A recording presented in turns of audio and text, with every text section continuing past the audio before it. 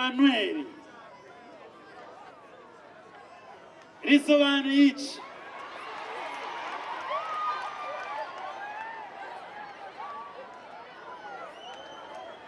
Tutangirira hehe? Tutangirira hehe? Mu bagore cyangwa mu bagabo? Abavuga mu bagore mumanika amaboko hejuru. Abavuga mu bagabo amaboko hejuru. All right. Oh yeah. Kanangirire hagati. Izina Emmanuel risobanuye iki? Imana iri kumwe natwe. Nibyo cyangwa ntabwo ari byo? Nibyo. Nibyo.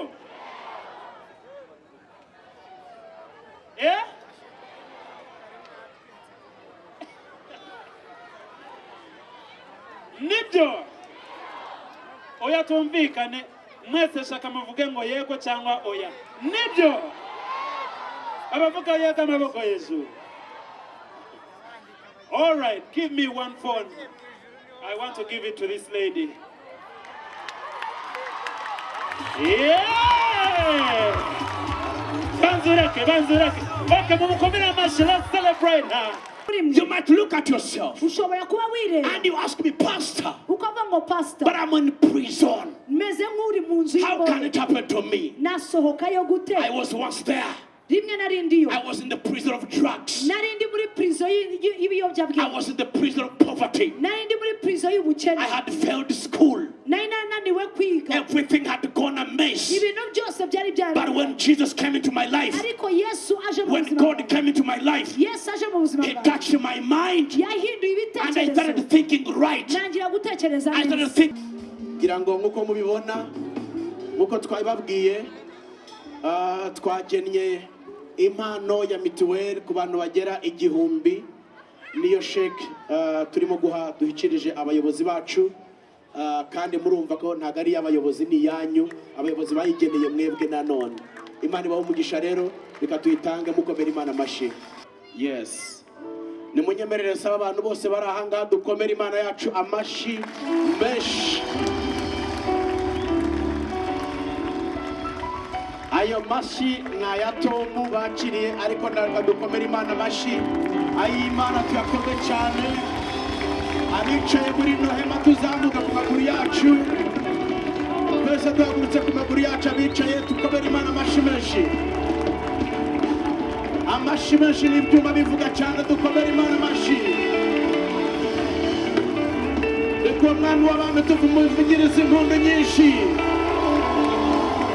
Izo nkuru ntabwo zihagije ku bwa Yesu. Haleluya, haleluya, amen. Ndebera umuntu kuri hafi umumera ikaze umubwira ngo nguhaye ikaze muri uyu mugoroba. Niba ari ntacyo bigutwaye muhoberera umubwira ngo uraho. Mubwira ngo umuntu witwa Tom aragusuhuje. Bikore cyane. Haleluya. Imana ibaho umugisha reka sabe n'abari hakurya twegerane kugira ngo dusangire aka kanya keza tugiye kujyamo. Imana ibaho umugisha. Hano hari ibintu byiza cyane tugiye kuba tugabana ahangaha ariko twegeranye byaba byiza kurushaho. Ndabasuje cyane kandi ndanezerewe kuba namwe muri uyu mugoroba. Nitwa Tom nkuko babivuze. Ndanezerewe ko tugiye gutaramana cyangwa se twataramanye muri uyu munsi muri kano gace ka Nyagatovu. Ndashimira Imana cyane ko mwatwakiriye natwe tukabakira none tukaba twakiranye ku bw'icyubahiro cy'Imana yacu.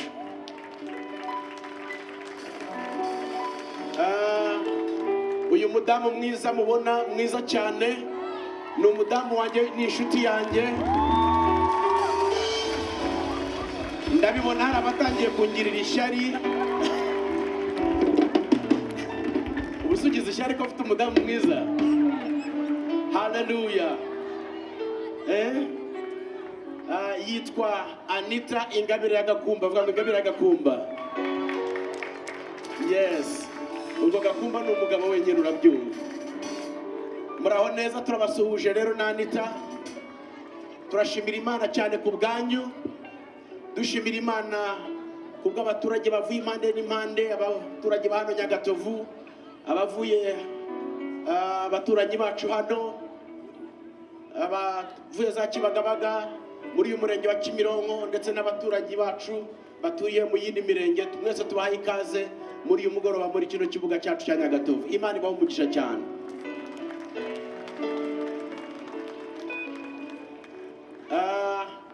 Dutewe iteka muri uyu mugoroba kuba turi hano, turi kumwe n'abayobozi batandukanye mu nzego z'ubuyobozi bwacu bwa leta. Turi kumwe n'umuyobozi w'akarere wungirije bwana Regis. Turashimira Imana cyane ku bwawe kuba waje kubana natwe muri kino gikorwa cyaduhurije hano muri uyu mugoroba. Imana ibahe umugisha cyane, mwakoze cyane kuza kubana natwe. Turi kumwe n'umuyobozi wacu, umuyobozi w'umurenge wacu wa Kimironko. Mubyumvise mwakabaye muha Imana amashyi menshi cyane. Turashimira Imana ku bwa mama w'umuhoza. Imana iguhe umugisha cyane ku bw'iki gikorwa, ndetse no ku bw'imiyoborere myiza, no kuba mwashoboye gufatanya natwe kugira ngo dukore kino gikorwa cyiza cyane cyo kugeza ku baturage ba Kimironko, by'umwihariko mu tugari dutandukanye hano Nyagatovu, ibikorwa twembi dufatanyije n'itorero rya Christ Kingdom ndetse n'umurenge wa Kimironko twageneye abaturage bari ahangaha bose. Imana ibahe umugisha, mwarakoze gushyigikira kino gikorwa. Dushimiye Imana kubw'abandi bayobozi batandukanye, yaba ari ku rwego rw'akarere, urwego rw'umurenge, urwego rw'akagari, ndetse kugeza ku rwego rw'umudugudu. Mwese abayobozi muri hano, Imana ibahe umugisha, tubahaye ikaze, kandi dushimiye Imana ku bwanyu no kubw'imirimo myiza mukora kubw'ubuzima bw'abaturage ba kino gice. Imana ibahe umugisha cyane. Muri uyu mugoroba nanone ndashimira Imana ko turi kumwe n'abakozi b'Imana babanye natwe b'amatorero atandukanye, bava no muri ministeri zitandukanye. Ndashimira Imana ko turi kumwe n'inshuti yacu cyane, Prophet Ernest Nyirindekwe, ni inshuti yacu cyane, akaba umuyobozi w'itorero Lion. Imana iguhe umugisha cyane Prophet Ernest, ni inshuti yacu cyane kandi umukozi w'Imana ufite umutima wagutse w'ubwami bw'Imana. Wakoze kuza kudushyigikira no kuba hano kubw'iki gikorwa cyiza. Turashimira Imana kubw'inshuti yacu, umukozi w'Imana Pastor Dr. John Nkubana, wicaye hariya, reka zamura ikiganza. Akorera Imana mu karere ka Kicukiro mu murenge wa Masaka, ariko yifuje kuza kubana natwe hano uyu munsi kubera ko ni inshuti yacu cyane. Imana igukugisha cyane Pastor Dr. John, wagize neza kubana natwe. Ndashimira Imana cyane kubw'inshuti yacu evangelist cyangwa se umuvugabutumwa Philibert Rutagengwa, inshuti yacu magara. Imana igukugisha, yazindukiye hano ari kumwe natwe adufasha kugira ngo bino bikorwa byose bigende neza. Abakozi b'Imana mwese muri hano mu nzego zitandukanye, abahanzi, abaririmbyi, abaramyi, Imana ibahe umugisha, mwakoze kuza kwifatanya natwe. Ndashimira cyane cyane itangazamakuru riri ahangaha, yaba ari RBA, TV1, BTN, igihe, televiziyo zitandukanye zose ziri hano, ibinyamakuru byandika byabari bya leta cyangwa ibyikorera. Imana ibahe umugisha, mwagize neza cyane kubana natwe, tubahaye ikaze kandi tubashimira kubw'umurimo murimo gukora kubw'iki gikorwa cyaduhurije ahangaha. Imana ibahe umugisha cyane. Reka mbasabe abashobora kwicara, ariko abari hano reka tubane gato cyane kugira ngo twinjire tugabane ijambo ry'Imana iminota mike cyane cyane, hanyuma duhite twinjira tubahe kadozo twabazaniye. Haleluya. Dufite amakado menshi twabazaniye. Imana ibahe umugisha. Reka nakira Anitha basuhuze, duhite tugabana ijambo ry'Imana. Yesu ashimwe. Ndabasuhuje mu izina rya Yesu. Ni umunezero udasanzwe kuba tubanye namwe uyu mugoroba, kandi ndizera ko tugiye guhabwa umugisha mu ijambo ry'Imana ndetse n'ibindi Imana yaduteguriye kuri uyu mugoroba. Imana ibahe umugisha. Amen. Mumukomera amashyi cyane uwo mudamu mwiza.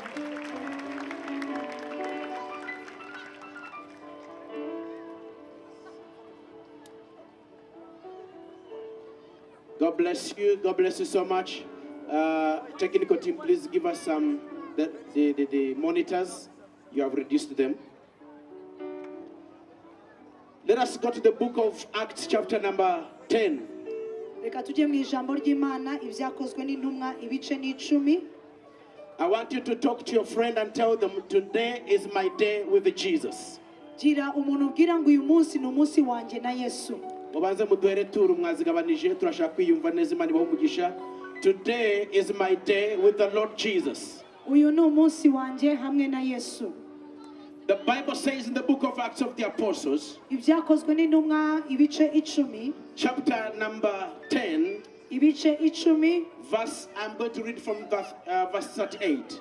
Kuva ku murongo wa 38. The Bible says, Bibiliya iravuga ngo how God anointed Jesus of Nazareth uburyo Yesu Imana yasize amavuta Kristo w'i Nazareti. with the Holy Spirit and with the power. Ni Yesu w'i Nazareti uko niko Yes. ni irya Yesu w'i Nazareti uko Imana yamusutseho umwuka wera n'imbaraga akagenda agirira abantu neza agakiza abo Satani atwaza igitugu kuko Imana yari iri muri we. Ongera usubire musome pastor babyumve.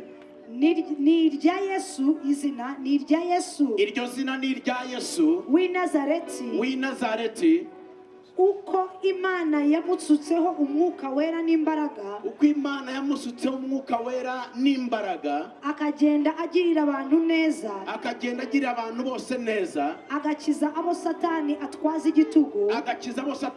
igitugu kuko Imana yari iri muri we yari iri kumwe nawe kuko Imana yari kumwe na Yesu. Tonight uyu mugoroba in this place of Nyagatovu, aha muri uyu mwanya wa Nyagatovu I came to let you know naje kugira ngo mbamamarize that Jesus has also come to this place. yuko Yesu yaje muri Nyagatovu. That Jesus has come to do good to this place. Naje kubabwira ngo Yesu yaje kubagirira neza. That Jesus was anointed by his Father. Kuko Yesu yasizwe amavuta na se. The Jesus of Nazareth. Yesu w'i Nazareti. To go about different places. Kugira ngo agende ahantu hose. To do what? Akora iki? To do good to people. Agirira abantu bose to neza. Bless people. Abahesha umugisha. To heal people. Akiza abantu. Tonight, uyu mugoroba I came to tell the people that are gathered here naje kugira ngo mbwire abantu mwateraniye that same Jesus yuko Yesu ko yarari who was anointed then uriya wasizwe kirya gihe is the same Jesus niwe Yesu dufite ubu who has come here today niwe wasuye Nyagatovu to anoint you also kugira ngo nawe agusiga yo and to mavuta give you the power kugira ngo aguhe izo mbaraga to give you salvation zikwakiriza agakiza and also to heal you. kugira ngo ikize The will of Jesus, ubushake bwa Kristo the will of the Father ubushake bwa data is to you to be in good health. no kugira ngo tubeho tuguwe The neza will of God ibushake bw'Imana is for you no kugira ngo to wowe be in good health. ube mu kubaho neza. Somebody say, I am good. I am good. Hagira umuntu uvuga ngo naremewe kuba mwiza. Somebody say, I am good. Uvuga ngo naremewe kuba mwiza. Subiramo niba unyumva ijwi ryawe uvuga ngo meze neza. Hagira umuntu uvuga ngo meze neza. Uko byatura niko biba ku buzima bwawe. The way you keep on uttering it out is coming to pass. Say, I am good. Vuga ngo meze neza. Because Jesus has come. Kubera yuko Yesu yaje. Today, uyu munsi the same Jesus Yesu that came to Nazareth waje Nazareti and was born and raised up and grew up in that place. wakuriye aho muri icyo giturage. It was a place that had no name. Nta zina yari afite. It was also a place that had no name. I Nazareti ntabwo hari hafite amateka. It was a poor place. Hari ahantu h'ubukene. It was not known. Ntabwo hari hazwi. Nobody knew that place. Nta muntu wari uzi Nazareti ko And those who knew the place, abari bahazi nobody loved it also. ntawahakundaga. But that very place, Ariko aho batakundaga. that is where something very important came from. Aho niho umukiza w'ingenzi yavuye. That is where something very sweet came from. Aho niho uzanye uburyohe ku isi yavuye. Maybe today, Ahari uyu You munsi can't be here ushobora kuba uri hano and you tell me ukavuga ngo I live in a place nabayeho mu buryo and I come from a place kandi urebye ahantu nturuka that is not known. ntago hazwi Nobody knows my place. nta muntu uzi aho mva Nobody likes my place. nta muntu ukunda aho navuye Nobody likes my background. nta muntu ukunda amateka But yanjye. listen to me good. ariko umva neza That very place aho hantu yesu where yavuye nobody knows, aho abantu batari bazi where nobody likes, aho abantu batakunda something good can come from there. hari ibyiza byahava Something good can come from hari there. ibyiza Come byaturukaho on, cross kingdom, give praise to Jesus and shout. hagira abantu bashimira imana bari hano muri If you hear me, give Jesus a hand of praise. hagira umuntu ushimira imana Give the Lord a hand of praise. hagira umuntu ukomera imana amashyi Cross kingdom, if you hear me, help me preach the gospel tonight.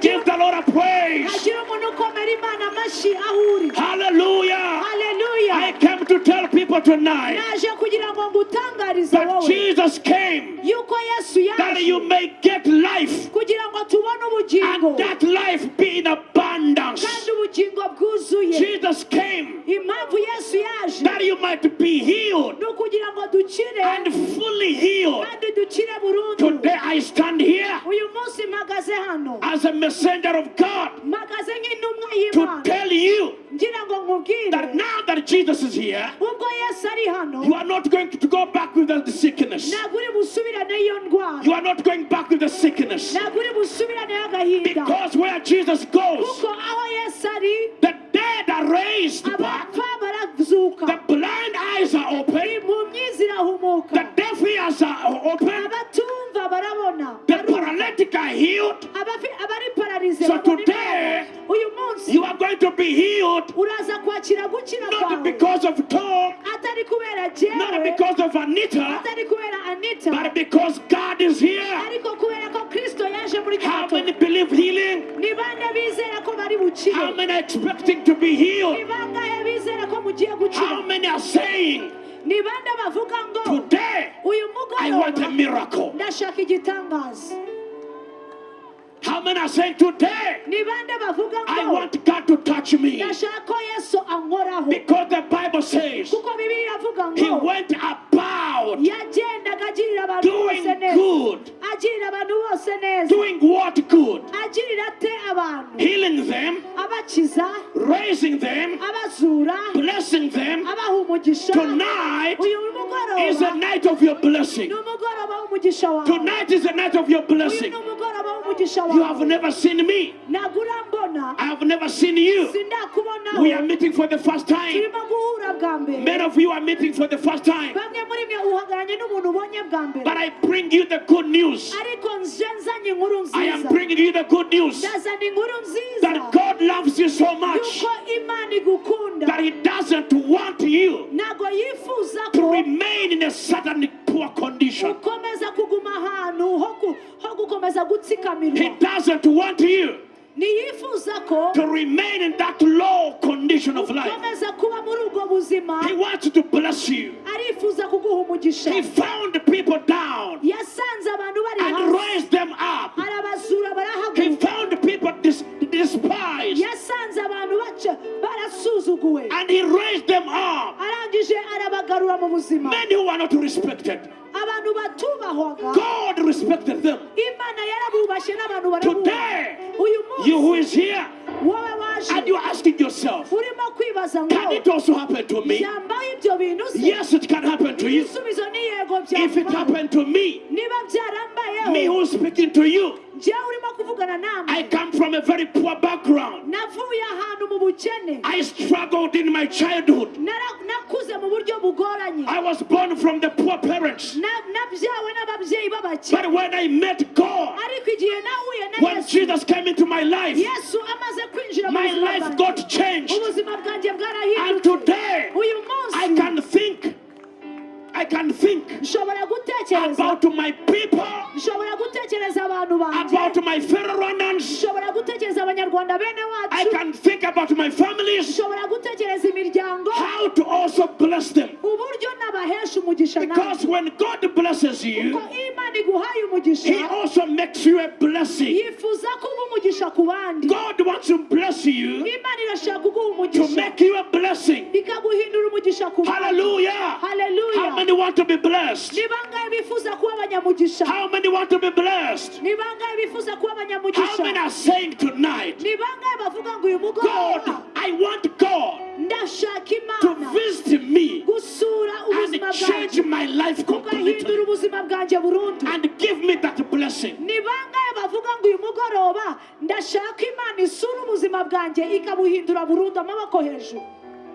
But Jesus, Uwo Yesu that wifuza, changed my life, Yesu wahinduye ubuzima that bwanjye, Jesus uwo Yesu that touched my life wafashe ubuzima can bwanjye touch your life and change it ashobora completely. gufata ubuzima bwawe nawe. Let me tell you, good people, Reka mbabwire bantu when beza, people look at you, iyo abantu bakurebye, when they look at you, iyo bakurebye they see a desperate woman, bajya kubona akabona umugore washobewe, they see just a drunkard woman, bajya kubona akabona umugore w'umunywa-tabi, they just see a w'umunywa-nzoga. drug addict man, Abandi bareba bakabona umugabo usa nkaho wataye ubwenge, hopeless, barasa nkaho babona ko nta byiringiro with ufite, no life, ukabona nawe ubwawe nta with no buzima, future. urabona ejo hazaza But hadahari. listen to me good tonight. Ariko tega amatwi It umugoroba, is from that kind of life ubwo buzima urimo that Jesus is interested to come. nibwo buzima Yesu yifuza kwinjiramo agahindura. Because Jesus, Yesu He did not come for the good. ntago yaje kugira ngo afashe abameze He neza, came to touch the lives of those who are poor, yaje gufata ubuzima bw'abatameze neza, those who are lost, abatakariye mu byaha, those who are in need. abatakariye mu gukena. Those are the reason Jesus came. Abo nibo mpamvu bakuza kwa I want Kristo. you to help me talk to your friend Ndashaka umbwira uwo muntu and muhagararanye tell your friend, n'uwo mwicaranye, you are the reason why God has come here today. umubwire ngo impamvu Kristo yasuye Nyagatovu ni kubera wowe. You are the reason why God has come here today. Mubwire ngo ni kubera wowe, niyo mpamvu Kristo yaje. Someday when I grew up, Umunsi umwe ndimo gukura, I was a teenager nari ndi ingimbi, and I got into drugs. ndangije ninjira mu I biyobyabwenge, started taking drugs. ntangira gufata I ibiyobyabwenge. didn't know how I can quit drugs. Ntabwo nari nzi ngo ibiyobyabwenge I nzabivaho. was very desperate and lost. Nari naramaze gutakara muri iyi si. Coming from a bad background, Mwibuke ko nari narakuriye mu buzima coming from bw'ubukene. the poor background, Iwacu turi abakene, and now when you start growing hanyuma up, ntangiye gukura, instead of thinking about my future, aho kugira ngo ntekereze uko nzabaho, I get addicted into drugs. ninjira mu biyobyabwenge. But one day, Ariko umunsi I umwe, was 18 years mfite imyaka and 18, I met Jesus nahuye na Yesu. in that drug addiction. Aho ngaho nanywaga He amatabi, touched my life, afata ubuzima bwanjye, changed my life. He arampindura, gave me salvation. ampa agakiza, He gave me a future. amereza ejo He hazaza, gave me hope. amereza He ibyiringiro, gave me a meaning life. amereza ubuzima bufite intego. And today, Uyu munsi I am preaching hope to my brothers and ndimo sisters. guhagarara hano mbabwira ibyiringiro by'ejo hazaza. Today, Uyu munsi that young man uwo mugabo wari ufite imyaka 18 that had no hope utari ufite is ibyiringiro the one speaking to you. niwe ubahagaze imbere uyu The munsi. same God that changed me Iyo Mana yampinduye has the same power iracyafite izo to mbaraga change you. zishobora guhindura ubuzima bwawe. People are looking at you. Abantu barakureba, What they see icyo babona is a drug addict person. barimo barabona umuntu wishwe But they n'itabi, don't know ariko ntabwo bazi that ko you also have a future. ushobora guhura n'Imana ubuzima bugahinduka. You have a future also. Ufite ejo hazaza You have a heza, future also. ufite ejo hazaza You have a heza, future. ufite ejo hazaza Hallelujah. heza. Hallelujah. Hallelujah. Hallelujah. You have a future. Ufite ejo hazaza. He touched me, Yahinduye ubuzima bwawe, changed me. arampindura. Today, Uyu munsi, today, uyu munsi imagine me. jewe I'm preaching to you in English. ndimo ndababwiriza mu Cyongereza. That itself is a miracle. Ibyo ubwabyo nabyo ni A igitangaza. poor boy Umuntu wavukiye mu who muryango comes from w'abakene, nowhere, wavuye ahantu hatazwi, growing up to be addicted in drugs, akuze yigira mu but biyobyabwenge. today Uyu munsi is speaking to nations, arimo aravugana n'amahanga, speaking to your life arimo today. aravugana n'ubuzima bwawe uyu If I mugoroba. can put on a coat like this, Niba nshobora kwambara ikoti gutya, if I can put on a tie like niba this, nshobora kwambara karuvati you nkajya can mu bantu, also put it on. nawe wayambara ukajya mu Your bantu. life can also change. Ubuzima bwawe bwahinduka. Tonight, tonight, uyu I mugoroba came to tell people, naje kukubwira the inkuru people of nziza Nyagatovu, bantu ba the Nyagatovu people of Chimirongo, abaturage ba we have a Kimirongo miracle working God. ufite imana y'ibitangaza God is a miracle working God. imana yacu ni imana y'ibitangaza Hallelujah. haleluya God, He imana looked at a drug addict yarebye umuntu wayobeye mu and He biyobyabwenge said, iravuga ngo I will use you. nzagukoresha I will use you. nzakoresha He wowe changed me. ahindura je And now see, none ndebera He did not just bless me. ntago yampaye umugisha gusa Look at the beautiful wife that God gave me. nawe ndebera umugore mwiza imana yanyihe God gave me a beautiful wife. niviriye mu biyobyabwenge ndebera ibintu imana yankoreye ikaba umugore mwiza nk'uyura iyo ni imana ni kubera imana The reason why Jesus came here today, impamvu yesu yaje hano uyu mugoroba there is a man here. hari umugabo uri hano There is a young man here. hari umugabo ukiri muto There is a young boy here. hari umuntu ukiri muto God has a plan with you. imana ifitanye nawe gahunda God wants to change your life. imana irashaka guhindura ubuzima There is a bwawe mother that is here. hari umubyeyi uri hano There is a mama that is seated here. hari umugore uri hano God wants to change your story. imana irashaka guhindura inkuru y'ubuzima God bwawe wants to change your story. imana irashaka guhindura inkuru y'ubuzima bwawe Hallelujah. haleluya Today, uyu munsi myself njyewe and this beautiful wife, hamwe n'uyu mugore we wanjye, came to give you twaje kubaha a gift of mituweli. twaje kubahereza impano ya mitiweli But that is not the most important. ariko si cyo cyatuzanye gusa What is most important? icyatuzanye If you kurushaho receive Jesus, niwakira yesu God imana that gave us the same blessings imana yaduhaye uwo mugisha will also bless you, niyo mana igiye kubaha and umugisha nawe tomorrow kandi nawe ejo you will be the same woman, ni wowe mugore uzahagarara you will be aha, the same man ni wowe mugabo uzahagarara to aha, go and bless your brothers. ukagenda ukavuga ubutumwa ukavuga ibyo imana yakoze mu buzima Listen bwawe to me, people. umva neza Your life ubuzima bwawe seems to be completely forgotten. burasa nkaho bwarangiye You look at yourself iyo wirebye and you say, uravuga ngo me, jewe who comes from Nyakariro, jewe wiviriye nyakariro me, jewe who comes from nowhere. wavuye pfiriye muri kiriya cyane Can anything good come from me? ukireba ukabona nta keza kakuvaho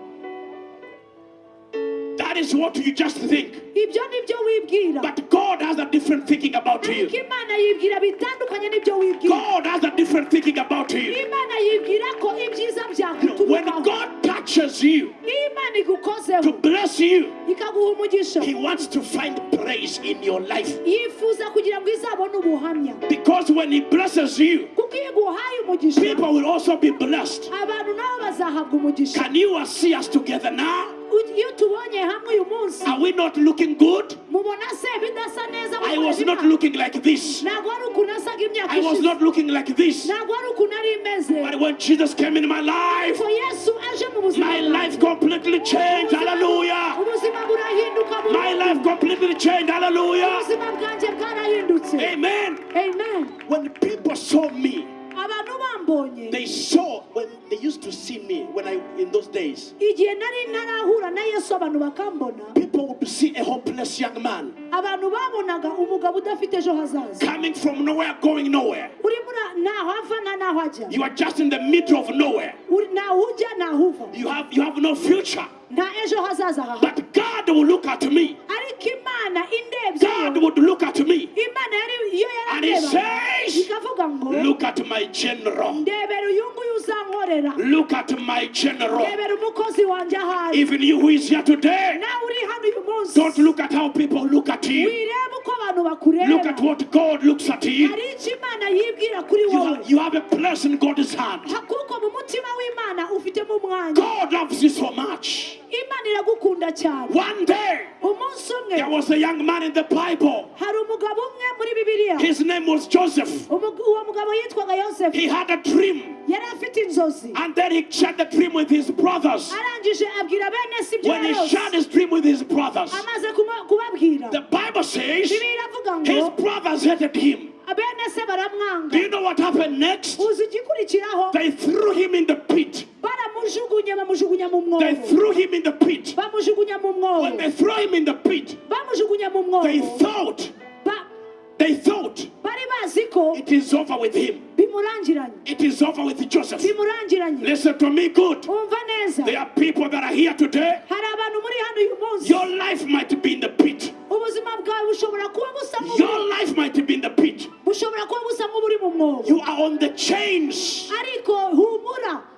Uri ku migozi. You are on the chains. Uri ku migozi. Your hands are tied. Amaboko arasa nk'afunze. Your feet are tied. Ibirenge bimeze You nk'ibifunze. don't know what will come next. Ntabwo uzi igikurikiraho. That is the same life that Joseph was living. Ubwo nibwo buzima Yosefu yari arimo. But the same brothers that threw him into the pit, Ariko bene se bamujugunye mu mwobo. they are the same brother that came to run to him for a blessing. Niba baje bamusanga ngo abahe umugisha. Because when they throw him in the pit, Kuko igihe bamujugunye mu they mwobo. thought it was over. Bari bazi ko birangiye. But God said, Ariko Imana iravuga I ngo will make you the prime minister. zakugira ukomeye. They are seeing him in the pit. Barimo kumubona mu mwobo. God is seeing him. Imana irimo irareba. microphone ya interpreted hasi mudufashe mwizamure please.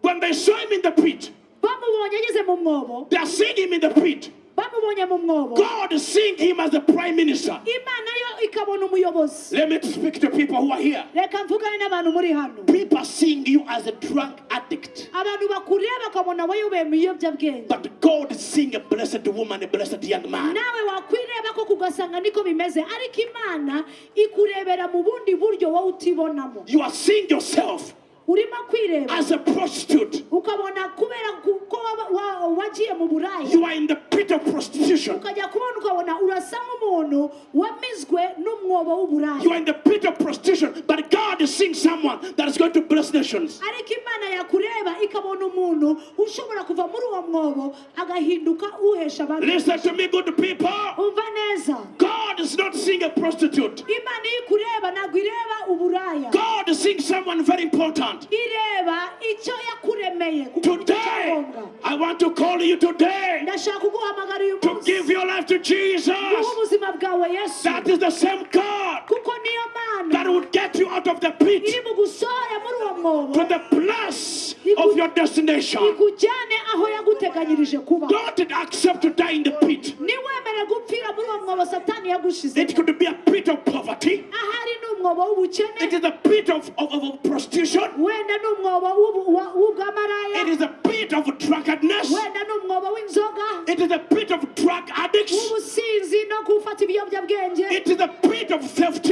Wenda ni uw'ubujura. But today, Ariko uyu ni wo munsi God wawe. says, Ngo wumve ijwi ry'Imana. God says, Imana iravuga you will ngo not die in that pit. ntabwo uri bubona ku butoni. He doesn't invite people from the rich families. Ntabwo ihamagara abavuye mu miryango myiza. Even us who come from poor families, God invites us. Natwe abava mu miryango y'abakene Imana ijya iduhamagara. Even us who come from nowhere, God loves us. Natwe abava mu miryango idasobanutse Imana ijya idukunda. Today, Uyu we munsi came to share with you the love of God. naje kubabwira urukundo rw'Imana That God idatoranya. loves you. Imana ntitoranya God iragukunda. loves you. Imana iragukunda. We have many gifts to give you. Dufite ibintu byinshi byo gutanga. But the best gift we can give Ariko you, icyo cyo gutanga cya mbere it is the dufite greatest gift of life. ni ubuzima buturuka ku ntebe y'Imana. Because when God gives you that gift, Kuko Imana iguhaye iyo mpano He y'ubuzima changes your life. ihindura ubuzima He bwawe. gets you from that pit. Igukura hasi He starts progressing you. igatangira kukugendana nawe. Joseph from the pit he became the slave. Itangira kugenda nawe ikagukura mu mwobo. Then from the slave he went to prison. Ikagukura mu buretwa. Some of you, Bamwe muri mwe you might look at yourself ushobora kuba wireba and you ask me, Pastor, ukavuga ngo pastor but I'm in prison. meze nk'uri mu nzu How can y'imbohe. it happen to me? Nasohokayo gute? I was once there. Rimwe narindiyo. I was in the prison of drugs. Narindi muri prison I y'ibiyobyabwenge. was in the prison of poverty. Narindi muri prison y'ubukene. I had failed school. Nari nananiwe kwiga. Everything had gone amiss. ibintu byose byari byari But when Jesus came into my life, ariko Yesu aje mu when buzima God bwanjye. came into my life, Yesu aje mu buzima He bwanjye. touched my mind, Yahinduye and I ibitekerezo. started thinking right. Nangira gutekereza I started neza. thinking right. Nangira gutekereza When I started neza. thinking right, Nangiye gutekereza neza. things started working for me. Ibintu birahinduka. I remember Ndibuka many years ago, imyaka myinshi ishize. I was doing the hawking in the city of Kigali. Naracuruzaga mu mujyi wa Kigali. Hawking on the street. Ngurisha ibintu mu muhanda. Babita gute? Abakarasi. Abatembeye. Nkarata mu mujyi wa Kigali. Maze kuva ku biyobyabwenge. When I was maze gucira mu biyobyabwenge, icyakurikiyeho namaze kuva mu biyobyabwenge, maze gukizwa. Ibiyobyabwenge Imana ibimaze kubinyiza, nangira gutekereza neza. Nangiye gutekereza neza, kwiga byari byarananiye, nangira gutekereza ko nasubira mu ishuri. Nta mafaranga mfite, nta kazi mfite, ntacyo gukora mfite. Icyo nakoze, natangiye kujya ku muhanda, nangira gukarata ku muhanda. Nimugoroba nkajya kwiga, ku manywa nkirwa nkarata. Nimugoroba nkajya kwiga, ku manywa nkirwa nkarata. Ubuzima burahinduka.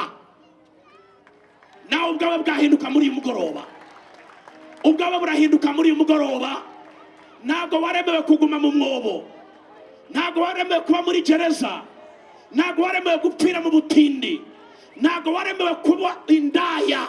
Uri umwana w'Imana, ntabwo iryo ari izina ryawe. Imana iragukunda. Uwo ni umwobo Satani yagucukuriye kugira ngo arangize ubuzima bwawe, akwice, akurangize. Abantu bamwe mwavuyeyo muje gushaka ubuzima ahangaha, mugeze hano i Kigali ubuzima burabafata, Satani agushyira ku migozi, afunga amaboko, afunga amaguru. Ariko ndagira ngo nkubwire ngo Imana yaje hano muri uyu mugoroba ngo ikwacire, ikubwire ngo nawe mubonaho umugisha nawe urimo. Hagira uvuga ngo amen. Hari abantu barahanga bavuga ngo amen. Nawe wabivamo. Niba narabivuyemo wabivamo. Tubonye indaya zinduka, tubonye abanywa umujyi bahinduka. Umwanya wadufasha ahangaha twari dufite abantu babaho ubuhamya. Indaya zimwe za hano Nyagatovu dusengana nazo uyu munsi zarakijijwe. Urebye uburyo zambara neza wakumirwa. Bari indaya ariko ntabwo wari umwuga wabo, bwari ubuzima. Satani yarabacukuriye batabamo, nawe bahaga ibyiringiro. Ariko Imana yabonaga abantu bagiye guhinduka bagakora ibintu by'akamaro. Ahangaha muri bano basore mubona bambaye amajire bo dusengana, bamwe bari barishwe n'ibiyobyabwenge, ariko tugenda tubarwaza gahoro gahoro. Bamwe bari bageze ku rwego adashobora guhagarara iminota 45, atitira yikubita hasi, ariko Imana ibakozeho uyu munsi bafite ubuzima. Nibwo barimo gutanga ubuzima ahangaha. Amasano twajyaga kubaha abantu bafite ubuhamya hano benshi cyane ngo murebe. Ntabwo Imana yakuremeye gupfira mu mwobo. Ntabwo Imana yakuremeye gupfira mu mwobo. Ahubwo Satani amaze kubona inzozi zawe, yarabonye abona umuntu ugiye kuzamutera ubwoba, aravuga ngo reka mupcinagaza akiri mutoya, reka mupcinagaza ntaharagera, kuko namara kunsiga nzaba mpombye. Atangira kugufatira n'ukiri mutoya. Ninde wari uzi wambonaga ndi umukarasi ku uyu munsi naba mvugana nawe uyu munsi? Ninde wari ubizi kuba ari umukarasi ku muhanda uyu munsi yaba ari uvugana n'amahanga akurikiranye none ahangaha? Ninde wari ubizi? Haleluya. Uyu munsi nawe byakubaho. Ntabwo naje hano kukubwira ngo ngucireho iteka, naje hano kukubwira ngo Imana yagukunda nk'uko yankunze. Ntabwo naje kubaciraho iteka, naje kubabwira ngo urukundo rw'Imana ruratangaje. Haleluya. Haleluya. Dufite ibintu byinshi tuzaha abantu, tuzafashisha abantu byinshi, ariko ntabwo ari cyo kizana itandukaniro. Nuwabiguha utahindutse, Kristo atije mu mutima wawe, nubundi Satani agukomeza muri wa mwobo. Ariko Imana yije mu mutima wawe, n'agakote kamwe urakambara ugaca, agakote kamwe urakambara ugaca, agakweto kamwe ukakambara. Kubera iki? Imana yije mu mutima wawe. Wahura na bene so waburaye bakakubwira ngo nari mfite irobo ry'ubugari, ngwino turigabane, mukagabana irobo, ukagenda wishimye ugahaga.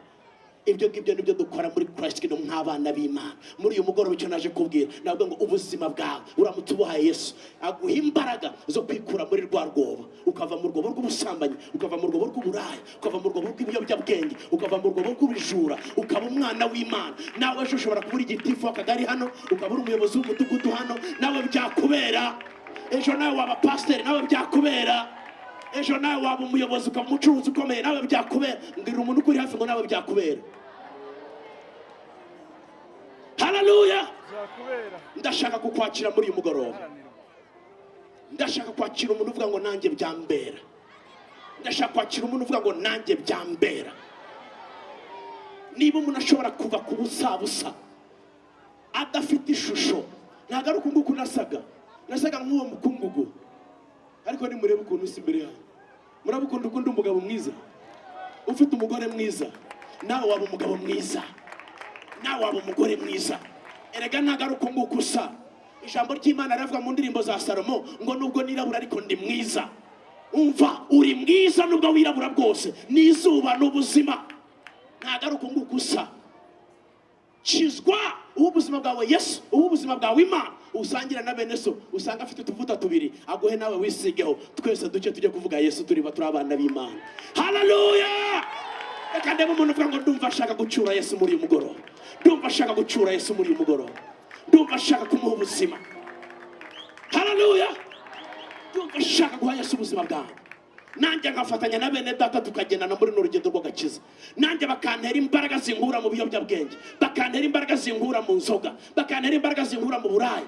Ntabwo wafutse uri indaya, ni umwanzi waguteza umutego ngo upfireyo. Wikwemera gupfirayo. Nibangaye bavuga ngo giye ubuzima bwanjye Yesu Kristo. Reka saba abantu baze nsengane n'abahangaha. Tera intambwe wigira hano imbere. Ashaze mufasha abo bantu bigira hano imbere. Ngwino ubuzima bwawe Yesu Kristo. Ntabwo ushobora kumenya icyo umwanzi agambiriye ku buzima bwawe. Ngwino ubuzima bwawe Yesu Kristo. Bana basore muri ahangaha, babyaye muri ahangaha, mwaba mama muri ahangaha, muze mu buzima bwawe Yesu Kristo. Nta yandi mahitamo, nta bundi buzima, nta bindi byiringiro. Ibyiringiro biri muri Yesu Kristo. Uwo ni we wenyine ushobora kutwambika, uwo wenyine niwe ushobora kuduha ibyiringiro tutari tubifite. Ntabwo naje kukwinginga ngo ukizwe, naje kukubwira ngo Imana iragukunda kandi yahindura ubuzima bwawe. Bamwe barabibyiganira. Ushobora kuba uri hakurya hariya ku muhanda, ngwino Yesu Kristo ubuzima bwawe. Nta zindi mbaraga zagukura mu biyobyabwenge, nazo byaragerageje, twarabigerageje biranga. Aba basore mubona ahangaha, abenshi babaga hariya mu gisementi, barishwe n'ibiyobyabwenge, barabasinzi kabuhariwe. Ariko nimureba amasura yabo ukuntu basa, bamaze kuvamo abasore beza, b'abakozi b'Imana, bamaze kuvamo inkumi nziza zari indaya. Ariko none dore uyu munsi ukuntu dusa, abana b'Imana. Nawe umuricanye nuraye utara Yesu Kristo ubuzima bwawe, nawe Yesu yarari wawe muri uyu mugoroba, nawe wamwakira, nawe akaguha ibyiringiro. Ibaze nk'umuntu wasigara yicaye muri uyu mugoroba, agasigara yicaye.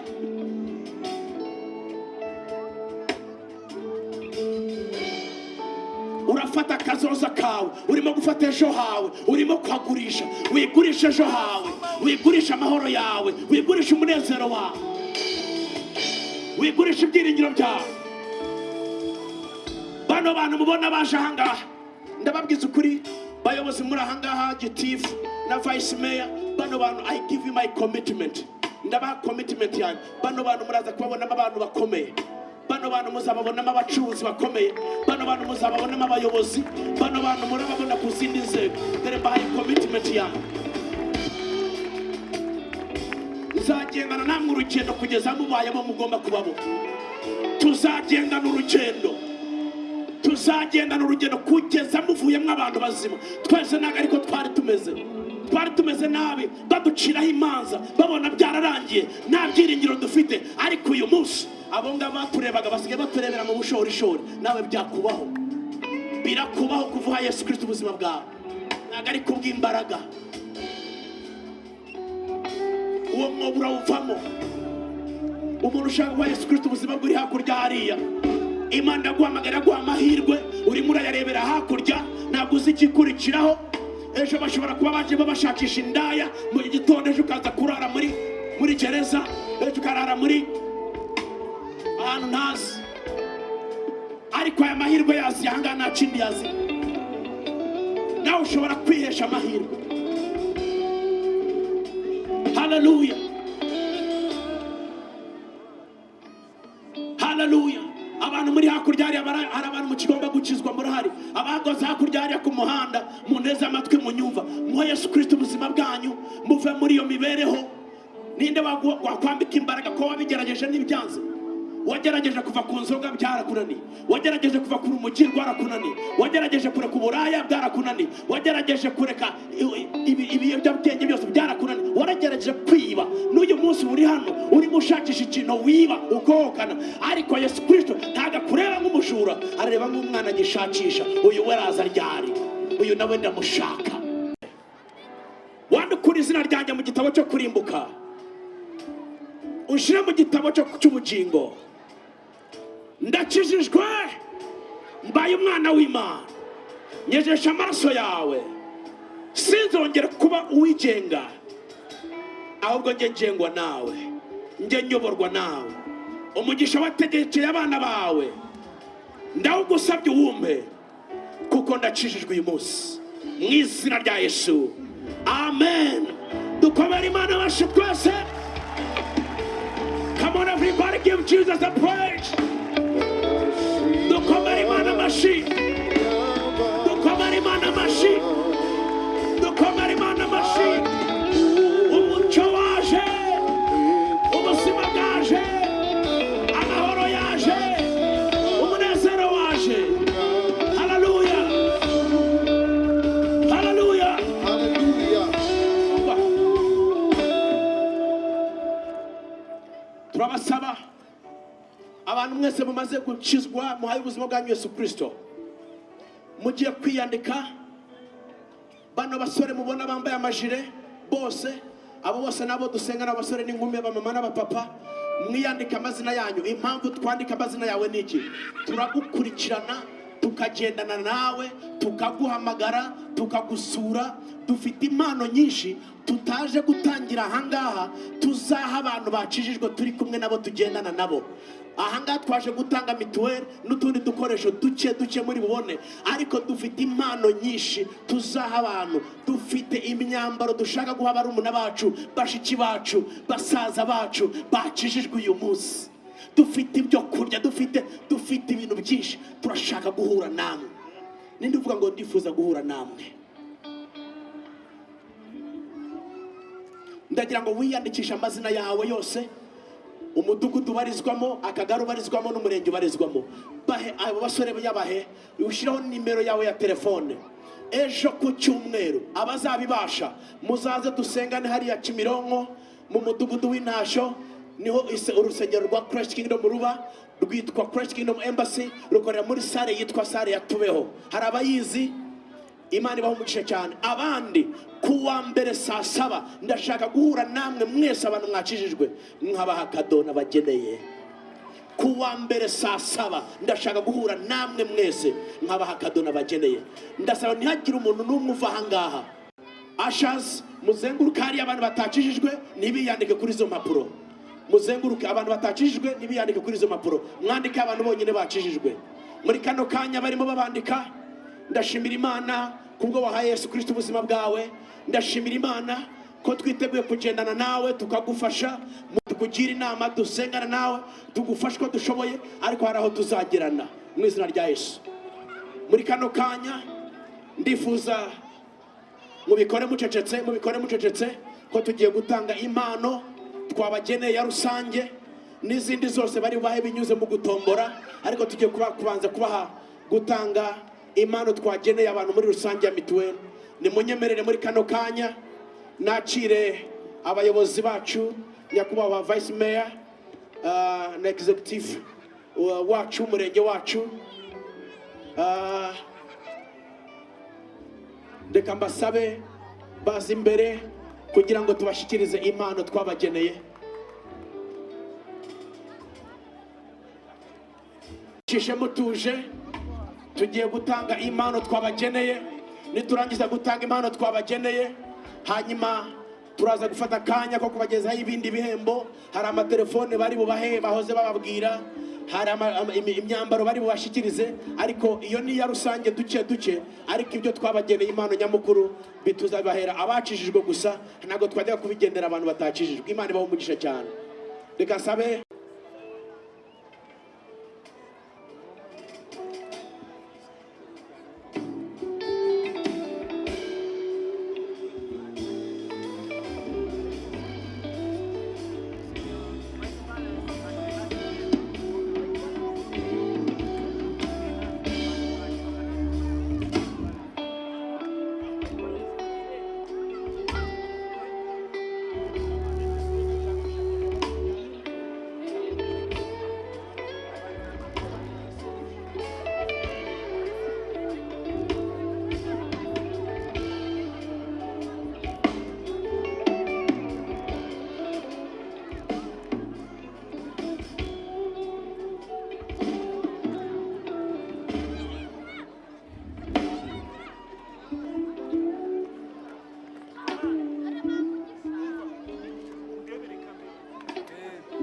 twakwigira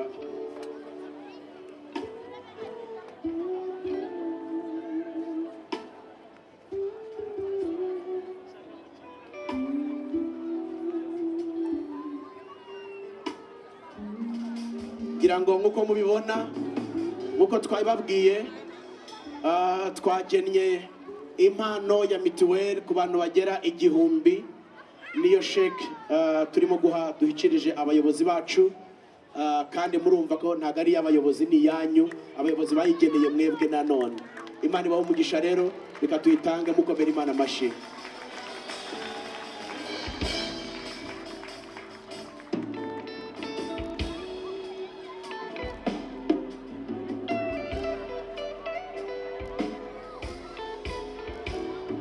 murakoze cyane Imana ibaho umugisha barakoze cyane ndagira ngo mufashe tubashimire cyane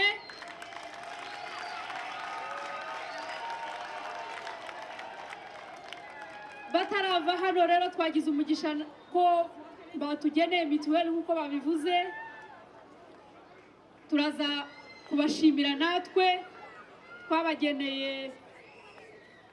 icyemezo cy'ishimwe ngira ngo umuyobozi wacu akibaduhere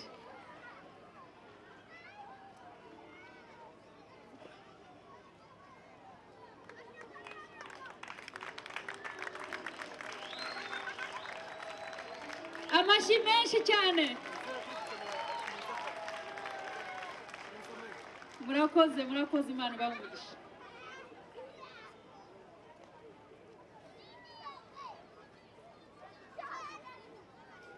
Haleluya mwishimye nanjye ndaza kwishyira ku rupapuro kubera yuko nanjye ndashaka kwakira agakiza ubwo nanjye kuwa mbere nzaza mure na Pst Tom. Ndagira ngo mutuze mbabwire ibintu bitatu. Ikintu cya mbere wa mugani ntabwo tubirebera muri mituweli ntabwo kwiyandika no kugira ibiki. Ikintu cya mbere dushimira abihaye Imana bamaze kutubwira ijambo rikomeye nuko batekereje ku bintu bisanzwe ibi bintu murimo gukora Pst Tom&Anitha ubundi twebwe n'akazi kacu dukora ibintu bimwe itandukaniro ni rimwe nuko ngewe bamwe umushahara mwebwe mukamukorera ubuntu ni mu bakomera amashyirira aba bantu.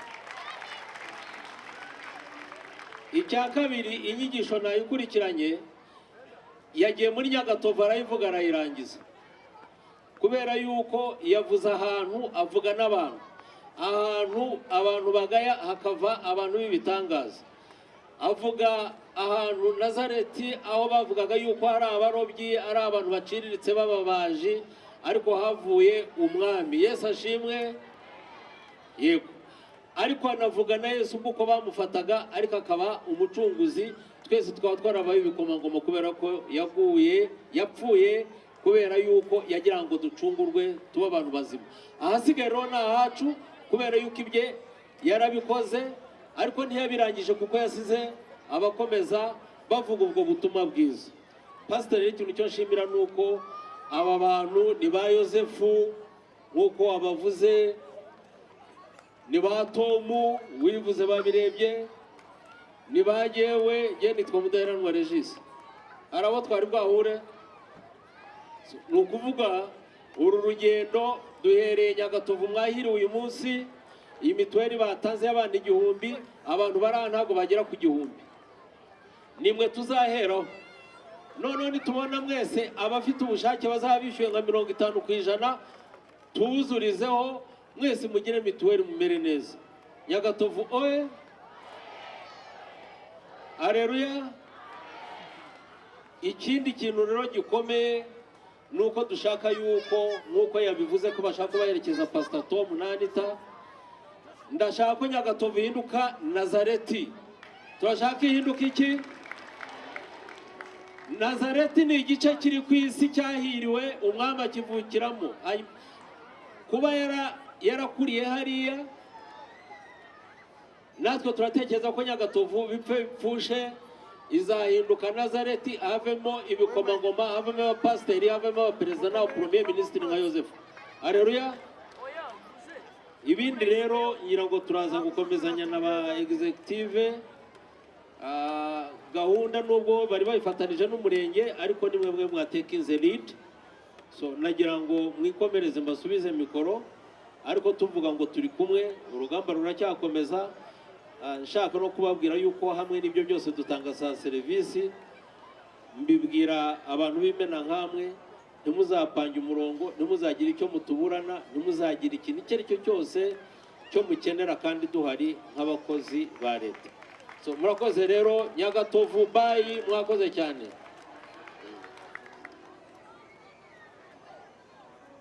Bari bamugisha kuba ubutumwa bwiza mutugejejeho n'amagambo atwenkaraginga nk'abanyarwanda n'abatuye uru Rwanda twese duhuriye hano. So nasabaga kumenya abantu batarandikwa ni bande, zamura ukuboko kwa niba batarakwandika. Mwese babarangije muri seriye, oya abantu bari hagati aho ngaho mwese babanditse amazina. Noneho nasabaga gucishaho kamwe, abantu mufite amatelefone ushaka utumvishe neza aho urusengero rwacu ruherereye, sibyo? Ariko wifuza gusengana natwe ku munsi w'ejo, sibyo? Kantange nimero ya telefoni. Niba ufite telefoni yawe wakwandika iyi nimero, uzasobanuze mu gitondo umuhamagara uvuge ngo ni njyewe gutya na gutya nakijijwe, ejo mu giterane Nyagatovu ndashaka kuza gusenga urusengero ndusanga he, sibyo? Okay, ni 079 ku bantu bafite telefoni. Shayi telefoni uraza guhamagara, umuntu araza kwitaba. 079 210 6 3 4. Ndayisubiramo, ni 079 210 6 3 4. Niyo nimero yacu y'itorero ryacu. Umuntu wari wese wifuza kugira icyo sobanuza ku bijyanye n'amateraniro yacu, cyangwa se abantu mwifuza gusengero na pastor wacu Tom Gakumba ndetse na mami wacu Anita, mwahamagara kuri iyo nimero ukavuga ngo njyewe nshaka kuza gusenga, nabasanga hehe. Murakoze cyane. Aka kanya sasa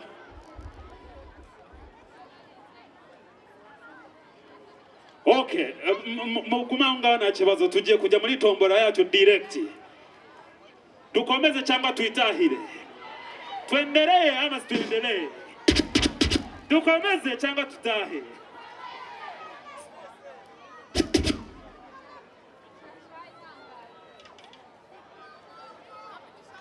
Ahubwo abantu batangiye kuza hano kuzamuka aho ngaho ntabwo ari byiza. Mubanze abantu mwese muri hano musubira inyuma rwose. Reka tumvikane neza. Abantu mutangiye kuzamuka ntarahamagara baze musubira inyuma. U Rwanda turangwa na discipline, tukarangwa na order.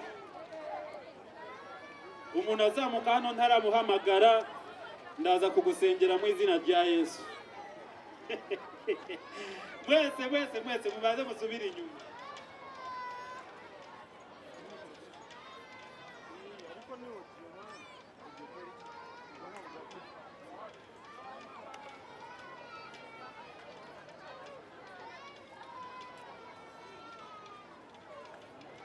Abantu muri imbere, Bibiliya iravuga ngo ab'imbere bazaza ku mwanya kandi ab'inyuma bazaza ku mwanya ubu kantangire ku bantu bari inyuma babaye disciplined. Ariko mbere yuko wenda ngeraho ngaho, mumbabarire mumfashe dushimire cyane aba bavandimwe ibitangazamakuru batuganye uyu munsi kugira ngo baze gufata amakuru, gutaraya amakuru no kuyashira ku binyamakuru byabo bitandukanye. Ndashaka dukomera amashi cyane Joel, umuvandimwe wanjye Joel Sengurebe, umuyobozi w'iyobokamana .rwa n'iyobokamana TV online. Joel, nakubonye aho ngaho mu ishati itukura nziza cyane. Imana igumuca wakoze kuza. Dufite umuvandimwe wacu Jideo Mupende ndetse na Muramira Rachel guturuka ku nyarwanda.com. Tubakomera amashi inyarwanda. Thank you so much for coming. Dufite Jean Dodier Iradukunda guturuka kuri Paradise, nawe tumukomera amashi. Thank you so much for coming. Kaitare Jean Paul guturuka ku Mvaonsha, nawe tumukomera amashi. Thank you for coming. And of course we have TV 10 television DC, nawe tubakomera amashi menshi. Nabo barahari. Imana ibamugisha, Imana ibamugisha. Sasa nihuse cyane ba ashaz muri nyuma, nshaka mumfatire abagore batatu n'abagabo batatu bari nyuma. DJ za murimo magatoya mu gihe abantu bari nyuma bonyine, si abantu bari imbere oya. Ba ashazi bari nyuma munzalira abagore batatu n'abagabo batatu. Abantu bari imbere kugira ngo mukome discipline neza, nibo ndibazamure hano. Abantu bari inyuma munzanira abagore batatu n'abagabo batatu. Nitangira amatelefoni hano, dufite ama-t-shirt meza cyane, amatelefoni agezweho muri iki gihe cyacu, afotora amafoto meza abantu mwifuza gukoresha sijui Snapchat, TikTok n'amatelefoni agezweho cyane meza. So tugiye kuba twitsindira ibihembo bitandukanye aka kanya. Yaman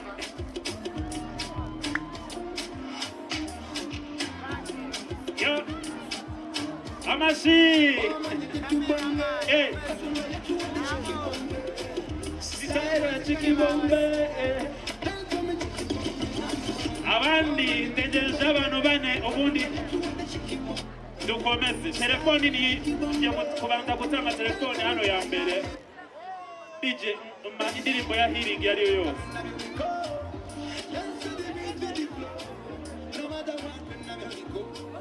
Yeah man. DJ pull up. Let me have more 4 people. Abantu bane. Ariko ibihembo byanjye ndabona ndi bubitwarire. Onyeneye abamama, ntereyemo n'abamama hano. Mfite mama umwe gusa. Nyeneye abamama babiri.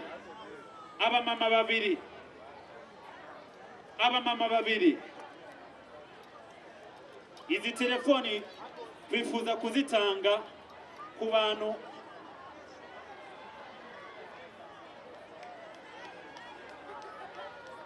okay.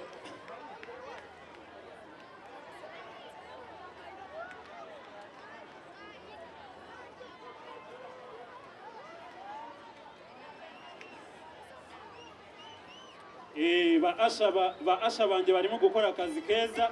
Iyo bataguhamagaye hano, yes, that is nice, that is perfect. Mushakire mikoro ya kabiri iri bukoreshwe n'abakandida bacu bari butsindira hano amatelefoni, ama-t-shirt n'ibihembo byinshi cyane bitandukanye. No kwibutsa abanyarwanda ko ejo ku munsi wo ku cyumweru dufite imyenda, inkweto nziza, ama-t-shirt meza ari ku rusengero iwacu. Utari bubashe kubona hano ikintu cyari cyo cyose, dufite ibindi bihembo byinshi cyane ku rusengero. Ejo mu gitondo muzaze dusengane, witahanire n'igihembo cyawe. Nutabasha gufata hano kimwe, urafata ku rusengero. Why not? Mume mikoro. I need a microphone faster. I need a wireless microphone. Okay, kadukoresha iyi nta kibazo. Ikibazo cya mbere kigira gute?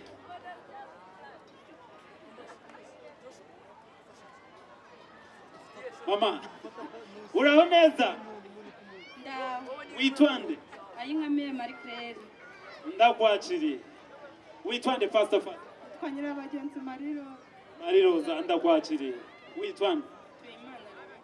Rebecca ndakwakiriye. Papa witwande? Inde? Mvunyi Alphonse ndakwakiriye. Witwande? Joel Akizimana Joel ndakwakiriye. Wowe se? Sayimana James ndakwakiriye. Ikibazo cya mbere kigiye guturuka muri Bibiliya, sibyo? Cyagihe bavuze ngo rimo kutubaza umuyobozi w'akarere, umumeya w'umujyi wa Kigali ngo twebe turakijijwe, ngo tubaze ibintu bijyanye na Bibiliya, sibyo? Ubu katubikure muri kibazo cya mbere. Izina Emmanuel risobanuye iki?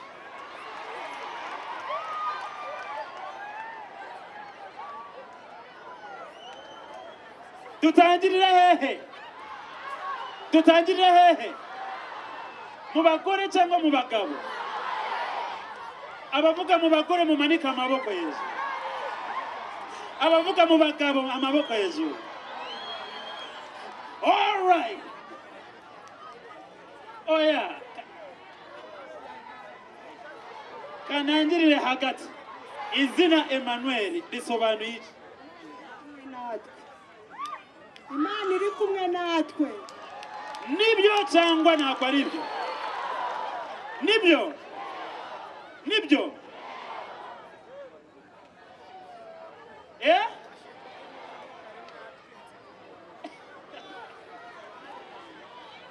Nibyo.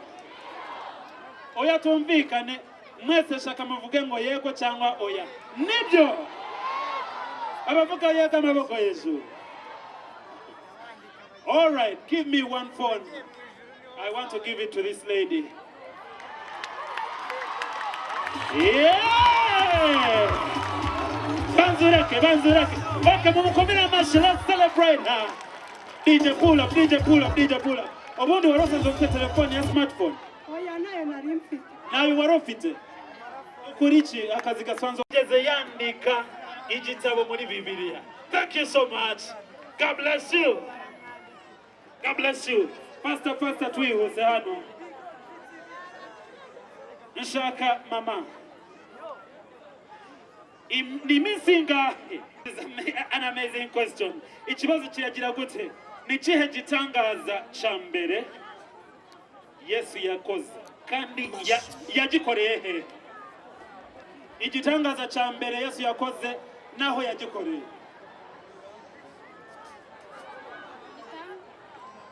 Igitangaza cya mbere Yesu yakoze yahinduye amazi divayi mu bukwe bw'Ikana. Ikaraya. Abashimisha! Kodari ya t-shirt ya. Mama t-shirt! None se Banyarwanda waremwe n'Imana. Ninde mugore wa mbere waremwe n'Imana? Eva. Na Adamu baramusinzirije Eva bamuvana mu rubavu rwa ngo ni Eva.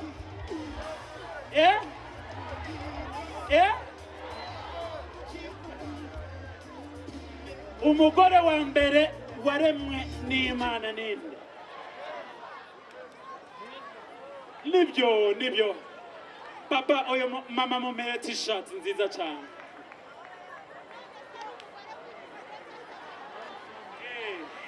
Amashimenshi mwegere hano vuba twihuta faster twihutisha.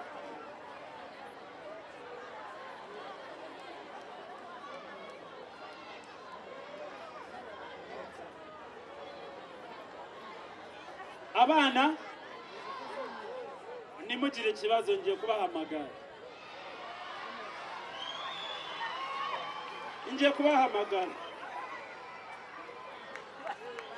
Okay, ikindi kibazo hano twikomereza. Ku munsi wa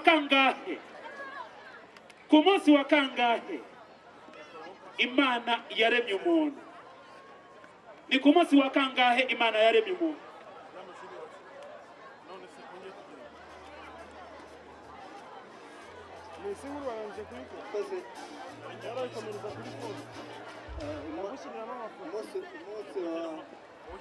Umunsi wa kabiri n'Imana yaremye umuntu. Aravuze ati ni ku munsi wa kabiri nibo Imana yaremye. Nibyo. Yitahire. Asante sana papa. Ntabwo ari byo. Ni ku munsi wa kangahe Imana yaremye umuntu? Kaduhe amahirwe umumama. Imana yaremye umuntu ku munsi wa gatatu. Ngo ni ku munsi wa gatatu nibyo cyangwa oya? nawe yisubirireyo. Wakoze cyane tante bari gomagisha. Ni ku munsi wa kangahe Imana yaremye umuntu kama umugabo mama ngwino. Mama witwa nde?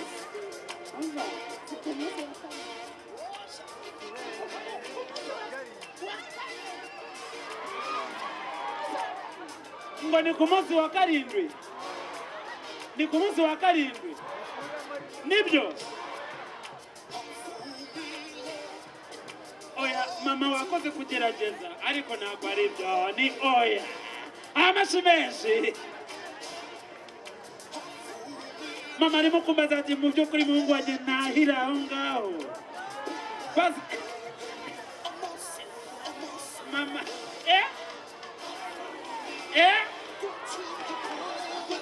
tumuha umupira. Okay.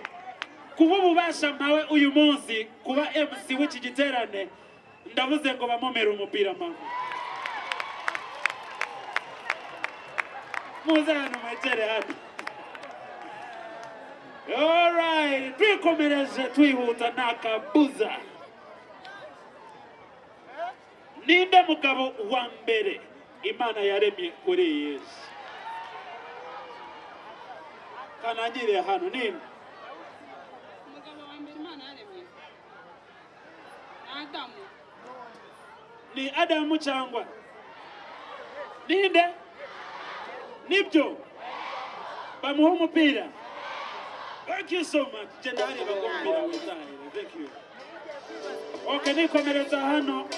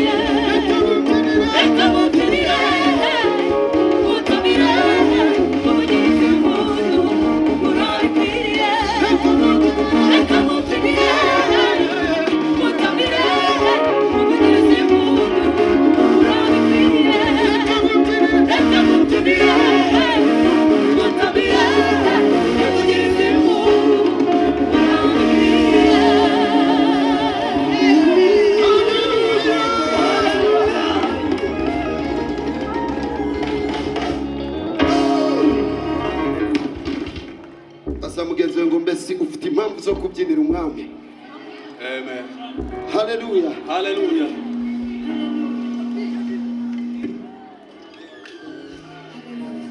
Impamvu zo kubyinira Yesu zirahari. Hallelujah. Ufite impamvu yo kumuhimbaza, reka yongera azamura amaboko. Hallelujah. Hallelujah. Hallelujah.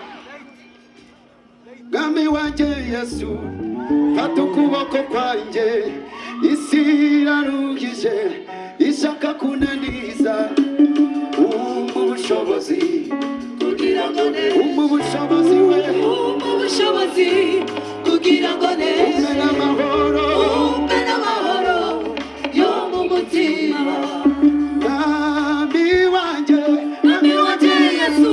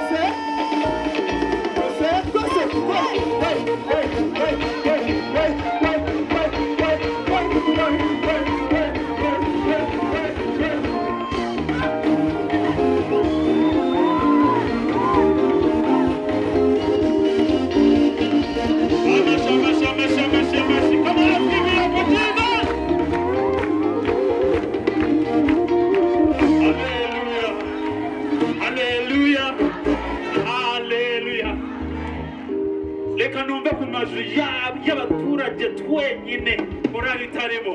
Haleluya, haleluya, haleluya, haleluya, amen, haleluya. Reka numve amaju y'abamama gusa. Haleluya.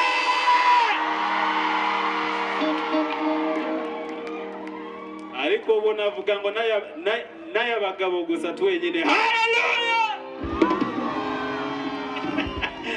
Ntabwo mutagize bagabo beza, murakoze cyane, Imana ibavugisha cyane. Aka kanya mugumeho nta kibazo, ariko hagati muri twebwe harimo abayobozi bacu bamaze kuhagera. Iyi kubw'iyi mpamvu tubakomere mashi. Ibidashobokera abana b'abantu, ku Mana yawe birashoboka. Umvana bya bindi iyakuvuzeho, araje abisohoze uturagarurire. Ibidashobokera abana b'abantu, ku Mana yawe, ku Mana yacu birashoboka. Na bya bindi yakuvuzeho, Yesu araje abisohoze. Umva azanyihumure, twese azanyihumure. Yesu wacu nguwo ku misozi araje azanyihumure.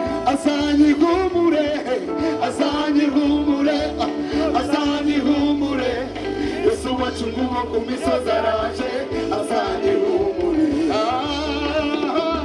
Umugabo tukurikiye arabishoboye, umugabo tuvuga ni muzima.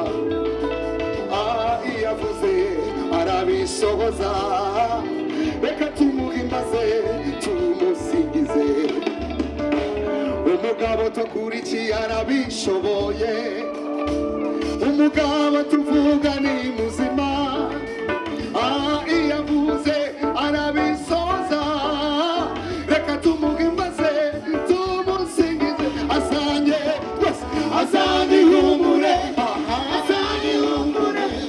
Yesu wacu nguwo ku misozi araje azanyihumure.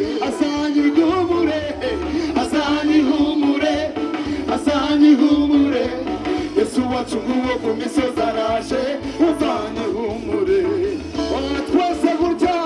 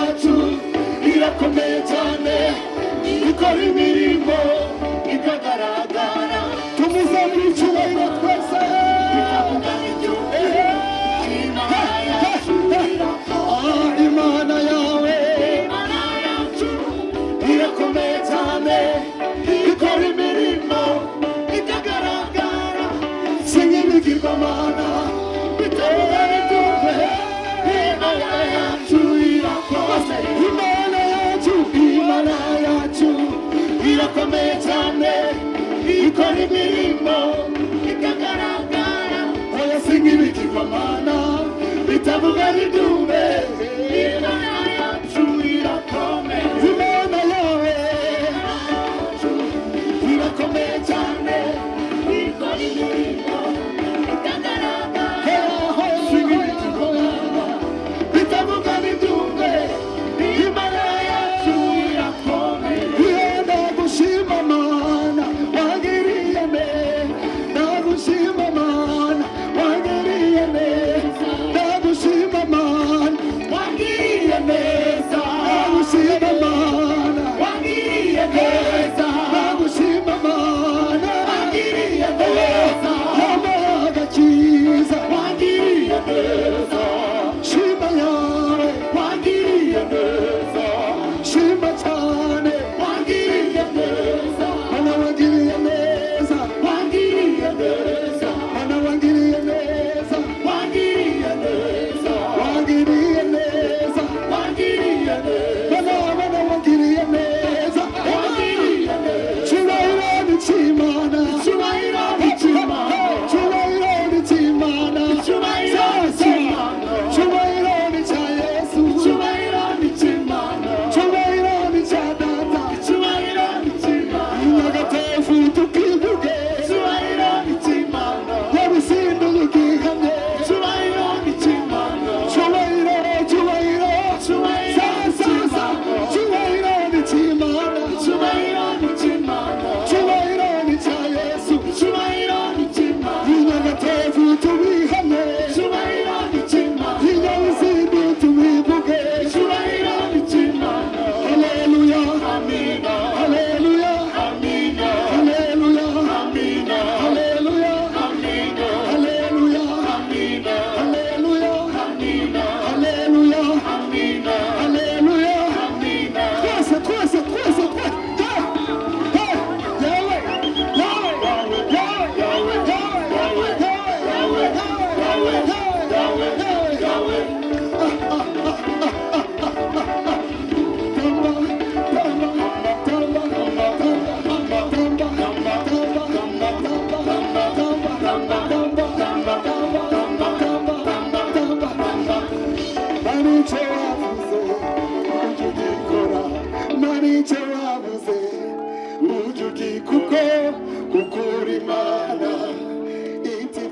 amashyi yanyu mu mpiza amajwi